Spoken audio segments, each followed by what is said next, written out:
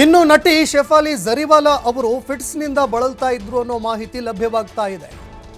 Fits ಕಾರಣಕ್ಕೆ ಸಿನಿಮಾಗಳಲ್ಲಿ ಅವರು ನಟನೆ ಮಾಡ್ತಾ ಇರಲಿಲ್ಲ.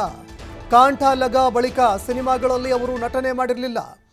15ನೇ ವಯಸ್ಸಿನಿಂದ ಫಿಟ್ಸ್ನಿಂದ ನಾನು ಬಳಲ್ತಾ ಇದ್ದೀನಿ ಅಂತ ಇದಕ್ಕೆ ಸಂಬಂಧಪಟ್ಟಂತೆ ಒಂದು ಖಾಸಗಿ ಸಂದರ್ಶನದಲ್ಲಿ ನಟಿ ಶೆಫಾಲಿ ಅವರು ಮಾಹಿತಿ ಕೊಟ್ಟಿದ್ರು. ನನಗೆ ಯಾವಾಗ ಫಿಟ್ಸ್ ಬರುತ್ತೆ ಅಂತ ಹೇಳೋದಕ್ಕಾಗಲ್ಲ, ಹೀಗಾಗಿ ನಾನು ಹೆಚ್ಚು ಸಿನಿಮಾಗಳಲ್ಲಿ ನಟನೆ ಮಾಡೋದಿಲ್ಲ. ಒಂದು ಸಂದರ್ಶನದಲ್ಲಿ ಅವರು ತಮ್ಮ ಅನಾರೋಗ್ಯದ ಬಗ್ಗೆ ನಟಿ ಶೆಫಾಲಿ ಅವರು ಹೇಳಿಕೊಂಡಿದ್ರು.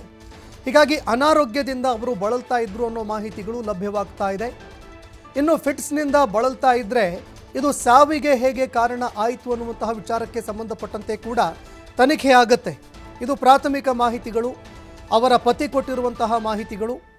ಇಲ್ಲ ಅವರಿಗೆ ಫಿಟ್ಸ್ ಇತ್ತು, ಇದನ್ನು ಅವರು ಖಾಸಗಿ ಆ ಒಂದು ಸಂದರ್ಶನದಲ್ಲೂ ಕೂಡ ಅವರು ಹೇಳಿಕೊಂಡಿದ್ರು.